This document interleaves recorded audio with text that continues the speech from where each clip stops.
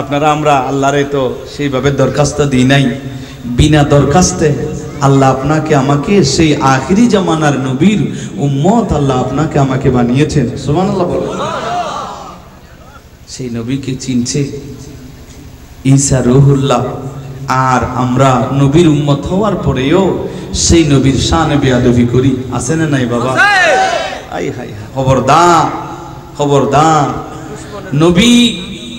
নবীর শানে যারা বেয়াদবি করে, নবীর শানে যারা গুস্তাহি করে, এমন কি আমার আল্লাহ কোরআনুল কারীমায় সূরা বাকারায় 4 নম্বর আয়াত, আমার নবীকে যখন সাহাবীরা রয়না শব্দ বলতো, এই রয়না শব্দটা কাফেররা ওনারা সেই শব্দের মানি নিয়েছে কি?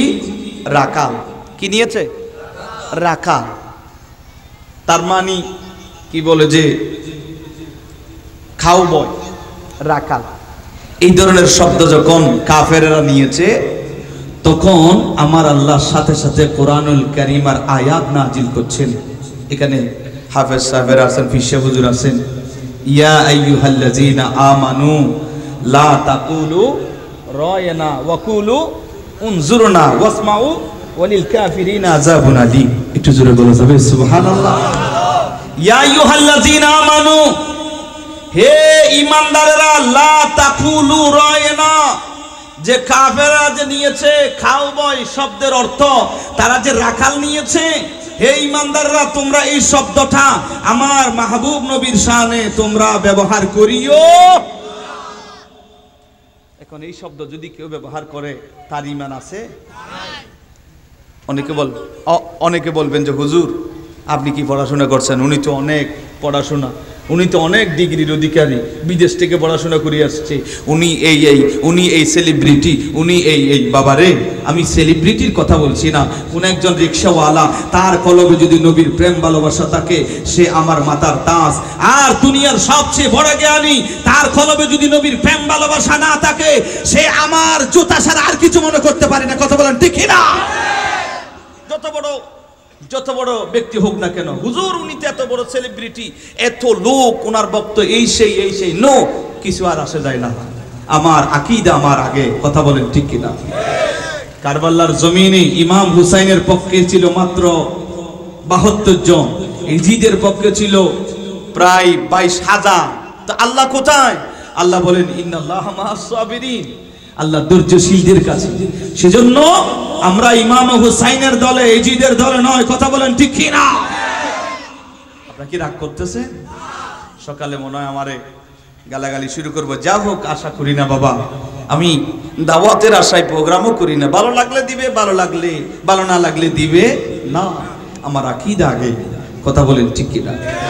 সিদ্দিক আকবর বদরের যুদ্ধে, সিদ্দিক আকবর নবীর পক্ষে, ওনার সন্তান আব্দুর রহমান ইবনে আবু বকর তিনি কাফেরদের পক্ষে। ঘরে এসে বলছেন, আব্বা আপনি আমার বাবা, সেজন্য আমি আপনাকে মারি নাই।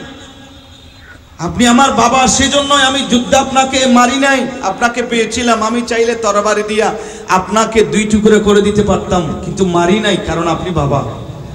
আবু বকর বললেন, হে আব্দুর রহমান কি বলছো?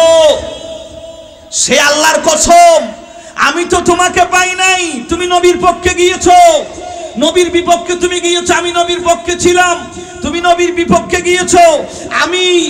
আমি তো তোমাকে দেখি নাই। আমি যদি দেখতাম যে তুমি কাফেরের পক্ষে গিয়েছো, আমি কিন্তু তোমাকে 2 টুকরো করে দিতাম। সুবহানাল্লাহ। সন্তান, সেটা আমি দেখতাম না। এটার নাম আকীদা। এটার নাম কি? আকীদা। আকীদা সহি তো আমল সহি। কথা বলেন ঠিক কি না? এজন্য ঈমান আগে। ইয়া আইয়ুহাল্লাযীনা আমানু ওয়া আমিলুস সালিহাত, আগে ঈমান ঠিক করো। ঈমান ঠিক তো আমল ঠিক, ঈমান বেঠিক তো আমল বেঠিক। কথা বলেন ঠিক কি না? ঈমান আগে। একটু গভীর মনোযোগ আমার বাবাজিরা। কোন নবী?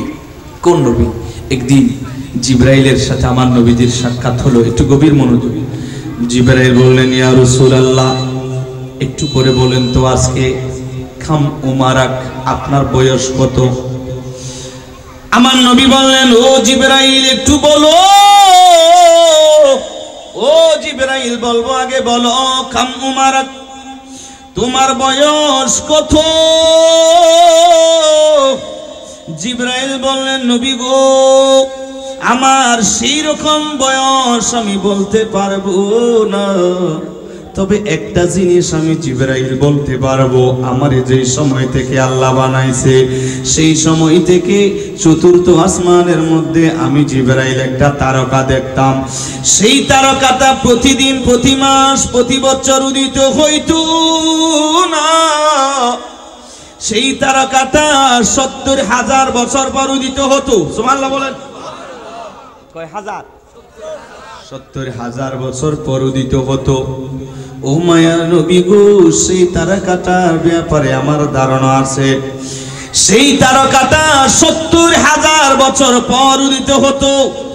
একবার উদিত হলে সেই তারকা উদিত হলে ৭০,০০০ বছর পর্যন্ত থাকতো, হঠাৎ অস্তমিত হতো না। সেই তারকাটা এত সুন্দর, ওই তারকাটার ব্যাপারে আমি জিবরাইলের একটু ধারণা আছে। আমার নবী বলেন, ও জিবরাইল একটু বলো এই তারকাটার ব্যাপারে কেমন ধারণা আছে, কি রকম তুমি দেখিছো? জিবরাইল বললেন, ইয়া রাসূলুল্লাহ, সেই তারকাটা রাআইতুহু, হার মার্জা হলো সেই তারকা, রাআইতুহু, সেই তারকাটাকে আমি দেখেছি ৭২ মাররা। এই তারকাটারে আমি জিবরাইল ওই তারকাটারে দেখেছি আমার এই হায়াত পর্যন্ত। আমি জিবরাইল ওই তারকাটারে আমি জিবরাইল ৭২,০০০ বার আমি দেখেছি।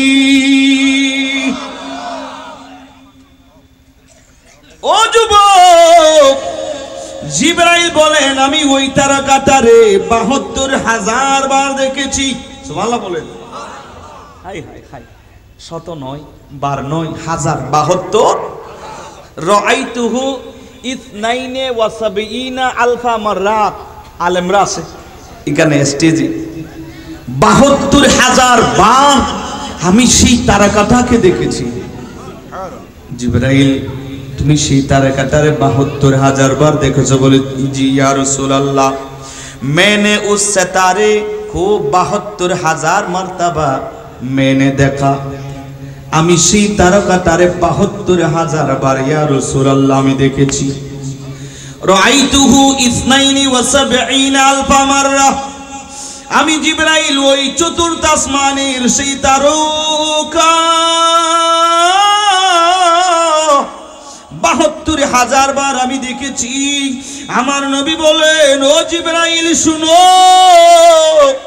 নবীজি এবার জবাব দিচ্ছেন, ইয়া জিবরাইল ওয়া ইজ্জতি রব্বি, ওই আল্লাহর কসম, যেই আল্লাহ আমি নবীরে বানাইছে, যেই আল্লাহ তুমি জিবরাইলের বানাইছে, ও জিবরাইল, যেই আল্লাহ আমি নবীরে বানাইছে তোমারও বানাইছে।